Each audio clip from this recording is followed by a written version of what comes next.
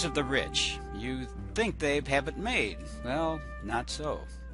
They have a unique set of issues and emotional problems that belies the idea that more money leads to at least a little more happiness. Our guest today, Dr. Suniya Luthar. She's the Foundation Professor of Psychology at Arizona State University, and she's published several books, including Resilience and Vulnerability in Childhood and Poverty and Children's Adjustment. Recently, her research is focused on mental health issues of the children of affluent parents, and she had an article in Psychology Today titled The Problem with Rich Kids. Suniya, thanks very much for joining us. It's my pleasure, Dick. Suniya, what got you interested in this whole area of the mental health of affluent children? Honestly, this happened quite by accident. My research originally was on children in poverty when I got my dissertation years and years ago. So for years I studied kids in poverty, and at one point my students and I were discussing, well, we should have some sort of comparison group. And so somebody suggested a particular area in school, and we went in there to get the comparison sample and found, much to my surprise, that the so-called affluent kids were doing much more poorly on several indices than were the inner-city kids. Now, you don't mean so academically. It was an accident. You don't mean by poorly doing poor in grades, do you? No. When I say doing poorly, I meant mostly substance abuse, use of alcohol, drugs, including marijuana and hard drugs, and depression, anxiety. So it's on the social emotional indicators, on the psychological indicators that they were doing more poorly. What do you mean by affluent parents? What's the breaking point here?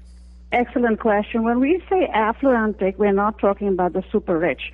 We're talking about upper middle class parents, white collar, well educated parents with college degrees, in some instances graduate degrees, but basically people with college educations and in white-collar professional jobs. I know you're not an economist, you're a psychologist, but is there a financial cutoff point here, like $100,000 a year or $150,000 a year or something in income, or is it kind of the way? What I can tell you is that the way we talk about the family incomes is based on in the communities in which we've studied the schools. So, for example, the median income in that particular community would be, let's say, $200,000 today or $250,000. Oh, okay. For the groups you're studying, $200,000 to $250,000 in income. So these are affluent people. Yeah, so between $150,000 and $250,000, that would be the range, I would think. Yeah, so they're in the top 2-3% of income. Yes, yes. And were you surprised at what you found when you found it? I was very surprised, honestly, Dick. This was back in the late 1990s, the first set of findings. But over time, I spoke about it to people in the communities, teachers, parents, and students themselves, they were most unsurprised. I mean, they came back and said, yes, we all know this. Yes. Wow. But you put data to what they suspected. What age are we talking about? Are we talking about 7-year-old kids or teenagers or what? No, the research we started out with was with high school students. I think our very first study was with 10th graders. And then we went down all the way to 6th graders. And the sum and substance of our findings to date has been that up to the 6th grade, these kids seem to be doing overall just fine. They're happy little campers.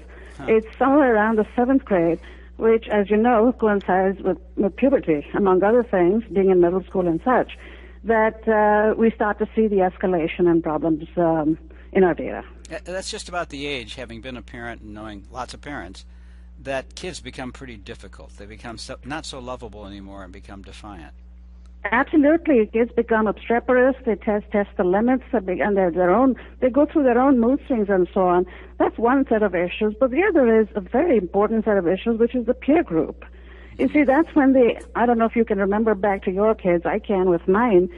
Middle school's a time when they start talking about this popular. Right. Who's popular and who is and must be popular. And the trouble is that, as we've established in our data, in our upper middle class samples, the peer group often prioritizes or rewards or emphasizes some things that you and I as parents would not be thrilled about. One is substance use. Boys in particular who reported doing drugs and alcohol, even as early as the 7th grade, were among those rated by their peers as the most popular. No kidding. Why would that make them so popular? compared to being a good football bucking player? The system. Huh? Bucking the system, Uh-huh. having the gumption to buck the system, big shot, status. And with girls, you see a parallel phenomenon, and that was on emphasis on their physical attractiveness, inordinately high. Those who were rated by their peers as attractive were way more likely to be seen as popular. And conversely, those who were not seen as attractive were more likely to be seen as unpopular, disliked. Wow. Well, now, what's the difference here with the rich kids versus the middle class, lower middle class kids in these two paradigms?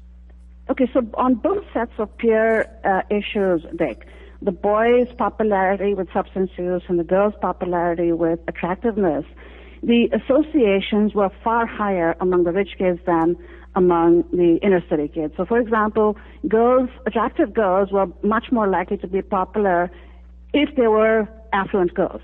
This was not nearly as true if they were affluent boys, inner city girls, or inner city boys. Wow. Why do you think that is?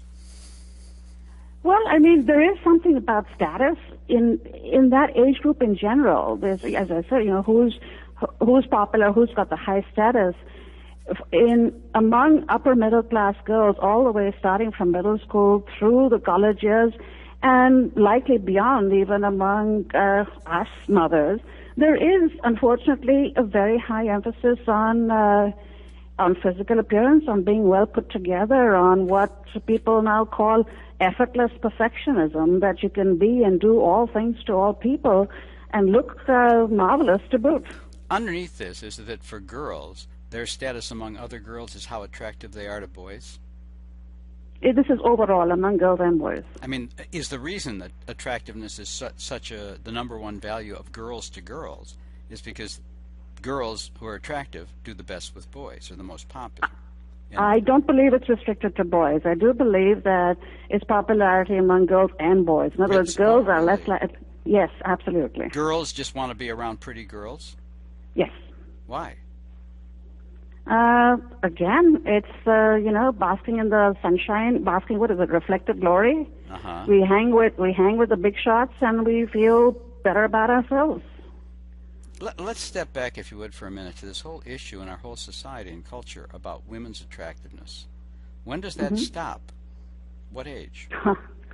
I don't think it stops until women themselves are ready to let it go. If I were to hazard a guess, I would say is when you feel like you're not being judged, when you step out of the limelight and rely on your physical appearance to feel good about yourself. If and when that does happen to you as a woman individually. Well, is liberation not relying on it, or just saying, I don't give a darn how I look? I mean, I'll be clean, whatever, but I'm not It is very hard. Now, as I said, you've been a parent, I've been a parent, I've raised kids in the same communities about which I write. When you go to community events, as my daughter's a field hockey player, you go to the events, all the women are extremely well-groomed and well-turned out. So that, yes, I suppose I could say I'm going to buck the system and, go in grubby shorts because I've been gardening or whatever you might say. But you do stand out. Okay, what about boys? I mean, does it help boys to be good-looking? It helps boys to be good-looking, but it's an interesting thing you raise. It doesn't hurt them as much not to be good-looking. Uh-huh. So in the words of my son when he was at some point in high school, I think, he said, Mom, boys can come to school looking like a grub, but girls can't do that. Uh-huh. Okay. Now, you compared the rich kids to the poor kids, and that if you're a poor girl, your status isn't going to be as hurt if you're not pretty as if versus a rich girl. But what about kids who are in the middle? The parents are making 60, 70 grand, are high school grads. They're not poor. Will they... That's a group I've not studied, Dick, the people in the middle, the kids who are in the middle. Uh-huh. And just based on sheer math, I would suspect that they would be doing better than either of the two extremes. So if you think of a normal curve, what I focused on is the lowest end and the highest end. And they each have their own unique sets of stresses. Yes. So this would probably be an issue, but not as extreme with the middle-class kids.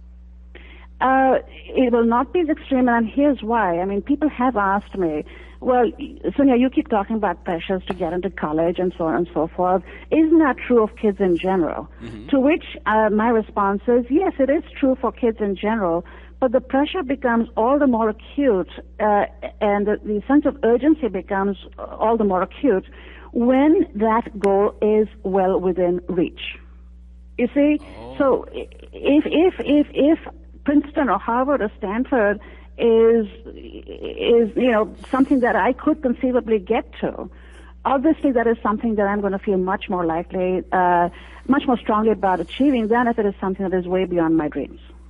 So these richer kids have more parental pressure, or where's that pressure coming from to really excel and get into Harvard or whatever?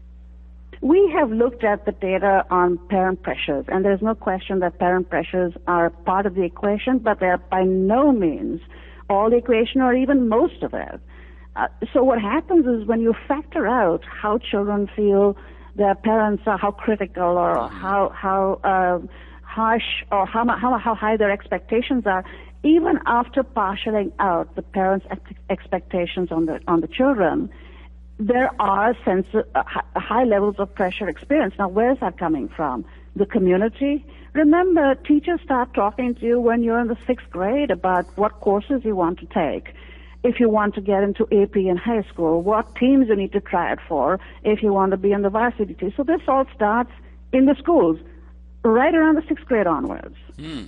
And the rich kids get more of it?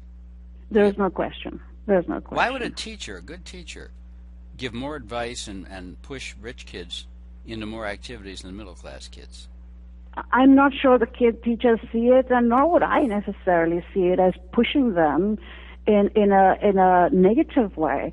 I see them as saying we want to maximize your successes, and if your ultimate goal is to get into, and your capabilities are that you can get into and negotiate 3 or 5 AP classes, well, let's get you ready right now. Let's get you on that track right now. I'm having trouble putting all this together.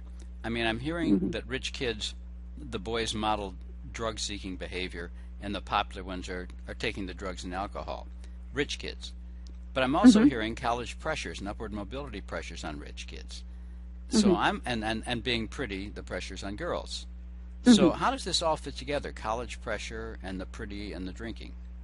College pressure. When we're pressured and pressured and pressured, then we pop, and we, as the kids say, we work hard and we play hard.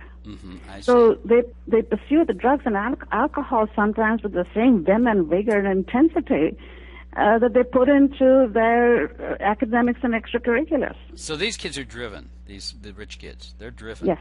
Yes. And this creates internal pressure.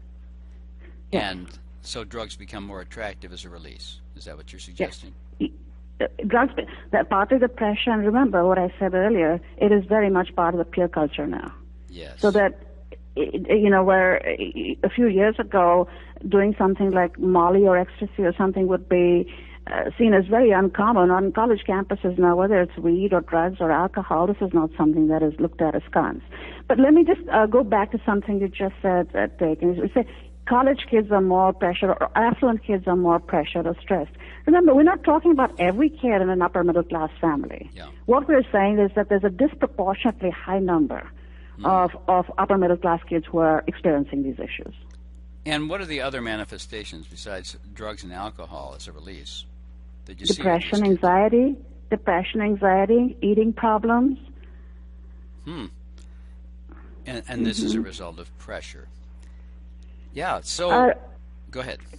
Let me just say, when you said this is a result of pressure, that sounds really not that alarming. But if you rephrase that, this is the result of pressure starting from the middle school onwards, from your community, your teachers, your peers, yourself, your parents, with the goal saying, like, if you do not achieve this, your life is going to be substandard. So it's not quite pressure. Pressure, to me, does not capture the sheer intensity and the horrible length of time that these kids are sitting with this, and it doesn't stop. Pardon me. It doesn't stop once you're in college. Then it becomes, all right, so what's my first job going to be? Am I going to be in that investment firm? Wow. So you don't have any longitudinal comparisons like 30 years ago what this group was like, do you? I do have actually longitudinal data, Great. Dick. I have a sample who I started following when they were sixth graders. They are now somewhere at 28 or 29 years old. So yes, we do have some longitudinal data. And what has changed over time? Nothing has got better. We just submitted our first article on these kids in their late 20s, and I can't give you the details because the paper is not published yet. But what I can tell you is nothing's got better. If anything, things are worse. Wow. Why would they be worse? Why would they be worse? You know, in psychiatry, if you have a major depressive disorder, if you're diagnosed with a major depressive disorder at the age of 16 or 18, there is a much higher likelihood that you will have a relapse. Similarly, with substance use, if you start experimenting with drugs at an early age, and this becomes a pattern early on, it's much more likely that you'll continue over time. The longer you continue, of course, the more likely it is that it gets to be a level of dependency. And additionally, when you use substances to self-medicate, not just to have a good time with friends, but to quell anxiety and distress, that kind of substance use is particularly pernicious. It's particularly likely to escalate into serious problems of addiction over time. Can you tell us a little about the mental health, then, of these boys versus the girls? Who's in more trouble, the boys or girls? It depends on how you define trouble. Now, the boys are definitely high on the substance use, but also high, Dick, on rule-breaking behaviors that are troubling. So it's things like and things that among adults would qualify for criminal behaviors: driving under the influence, making money illegally, this sort of thing. Making money, drugs, selling drugs. We haven't asked that directly. Okay. But there is a lot of rule-breaking and, yes, law-breaking behavior. There's no question. So reckless behavior. And girls? Reckless and law-breaking. Yeah. It's not just reckless. Yeah. Oh. The girls, overall, I would say I'm more concerned about the girls. Why? Because they show elevations not just in what we think of as the typically female problems, which are depression, anxiety, that sort of thing. They show elevations not just in these inner internalizing problems, but also in what are the typically male problems, the externalizing problems, which are rule-breaking, delinquency, and substance use. Wow. So the girls have it all. They have it all. Why do you think they're suffering more? Because our expectations are so impossibly high. For girls, more so than boys? Well, yes. Remember what I said a few minutes ago. A boy can come to school looking like a scrub. For girls, that's not possible. That's one. Number two, boys who do substances are popular. Girls who use substances are popular but also disliked. So there's a definite double standard going on there.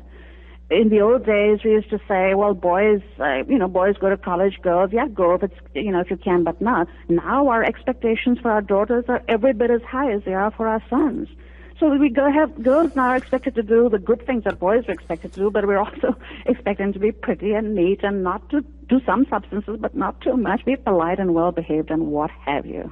Is there mutually exclusive goals for girls, or boys at least have an integrated set of goals? You know what I mean by things that conflict with each other? If you're good at one thing, then you're bad at another. If you're successful, you're not as quote-unquote attractive or feminine. I'm not understanding. In other words, it used to, not too long ago, women would not want to look too smart in class for fear they wouldn't be thought of as feminine or wouldn't be attractive to boys. Is there still some of that conflict where success conflicts with other things that women want to project? Well, it's an interesting question. I'm not sure that, based on our data, Dick, I'm not sure that young women are that worried about seeming successful, but what they are concerned about is seeming like they're not working too hard at it. So the term that people are using more and more is effortless perfectionism. I can pull all this off, no sweat. And is the same apply to boys, or they can sweat? Boys don't have to seem so perfect. See, that's the point. They don't have to be well behaved and polite and sweet and attractive. So the expectations from them are not nearly as high. You can be a bad boy and be admired. Wow. I would think that's a good setup for eating disorders for girls. It absolutely is. Because that's something you can control, what you eat. It's a huge setup for eating disorders, and that is a problem. And here's again this thing about competition is so high among these kids, and that's another huge source of problems. You see, adolescence, young adulthood, college years, your peers are supposed to be your major support system, right? Right. And if you're in competition with your peers who are supposed to be your best friends, how the heck are you going to develop any intimacy? So you're talking about eating problems, and someone mentioned to me not that long ago, in fact I've written about this, is that these girls sometimes will even compete with each other, but whose eating disorder is worse? Really? Or, yeah. Wow. Well, tell me a little more about friendship with girls and friendship with boys and how that might be changing, or quality of that. During adolescence, middle school, high school, college, right through young adulthood, the peer group is critical. I wouldn't say peer group, but close friends are critical for the well-being, the good mental health of our young people. Mm-hmm. In any situation, whether it's a child, adolescent, adult, or you or I, in any situation where we are competing with someone for the same prized goal, there is no way that you can drift into a safe, mutually supportive, authentic connection with them. Well, let me ask you here. Now, is my friend Bill, if I'm 18, his getting into a good college affect me? I mean, there's hundreds of spots, even at Harvard. So why do I care if Bill gets in? That's not going to stop me from getting in, is it? Because everything is counted on a ladder. If Bill gets into Harvard and you get into something that's prestigious but not necessarily in the same rank as Harvard in the eyes of the kids or the community, yes, you're going to feel cheated out of something that Bill got. Wow. I give you another example that two of us playing on the basketball team, let's say you and Bill are playing the basketball team, and the scouts come along. They want one person. Wow. It's going to be either you or Bill. How does yeah. Let me just say, I think boys deal with this somewhat better than girls do. And there's a reason for this. Women in general, and young women that we're talking about here, need that intimate connection with a best friend. They really need it in order to do well. So the absence of that, or to be in competition with someone who could and should be your best friend, I personally think is much more damaging for girls than it is for boys. And we actually have data on this. Envy is much higher among upper middle class girls, envy of their peers, than among their male counterparts, or than among girls in poverty or boys in poverty.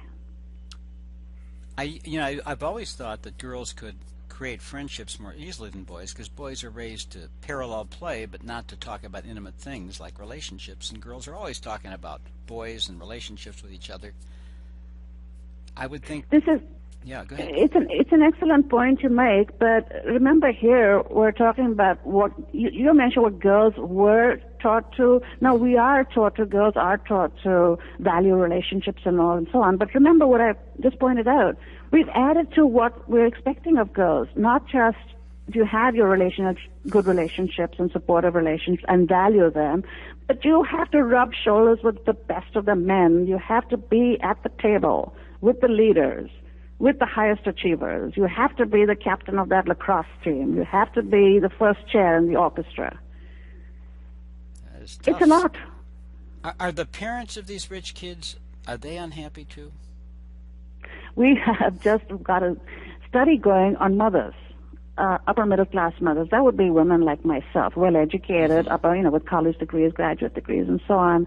And we're looking into the difficulties that we, the mothers, experience. And they're there. They're not surprising, very much in parallel with our daughters. Are they, like your peer group, are you competitive with your friends where you can't really get safety with friends because you're still competing? You have to work very hard at it.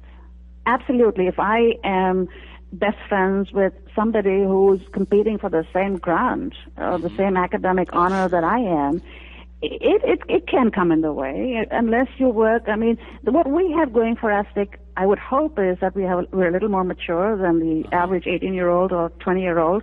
So if we do work hard at saying, all right, I know we're both going for the same thing. One of us is going to get it, the other one is not, but I love you. Can we please just be close friends? Nice. I haven't heard the word perfectionism. Does that fit in here? Effortless perfectionism. Effortless perfection, yeah. It's even more perfect than perfect. Exactly. So what can parents do to reduce the likelihood of all these problems? What parents can and I think should do to reduce these problems is act as an antidote to the huge groundswell, the huge reverberating message in American culture, in schools and in communities that achieve at all costs. As I said in this paper, the title of the paper is I Can, Therefore I Must. If you can achieve, then go for it and don't stop. Parents need to be a shield for their kids. Parents need to say, you must have a balanced value system. Sure, I want you to achieve and get ahead and maximize your potential, but not at the cost of your well-being, not at the cost of your being a decent, kind, respectful, good citizen in humanity, not at the cost of doing for others. If you see this problem in your 16-year-old kid, how would you begin addressing it? I mean, you're talking about this is the values you should raise them with, but let's say they're listening to you right now and going, oh, I think I didn't do too well. I put too much pressure on my kid. Now what? Well, before you start talking, Dick, to your kids about this, I always say you start thinking, talk to yourself about it, and to your partner or spouse about it if you have one, and say, well, what are our values? And what do we manifest in our everyday lives? As you well know, kids do what they see, not what you tell them. They emulate us. So if I tell my daughter, darling, you need to be kind and sweet and generous and respectful, and she watches me being scornful or dismissive of people here and there in my everyday life, what message is she going to internalize? So by all means, talk to your kids about it, but even before you get there, think hard about this question. If your child really were to get into let's say, a second-tier school or college when the time came, would you really say, oh, that's fine, I love you, darling, does it matter? Would you really mean that? If not, then perhaps start thinking about what your own values are before you start talking to your kids about it. Well, Dr. Luthar, is there anything else you want to add to this interview that we might not have covered that you think is important for people to hear? I absolutely do. There's something very important, and which is that parents need to take care of themselves. Especially mothers in many of these families, dads are out there, usually the primary wage earners. The mothers often act as single parents, raising these kids in the context of these enormously stressful life circumstances. It is absolutely imperative that mothers are taken care of, that they feel nourished, nurtured. Otherwise, raising children is just going to be an enormously stressful, challenging, and likely not terribly fulfilling. And that'll be reflected in the kids' mental health. Exactly. Yeah. Well, Dr. Luthar, I thank you very much for sharing all this. Very interesting, and kind of opened my eyes to something I hadn't quite seen so fully. It's my pleasure. You'll join us on the next edition of Insights.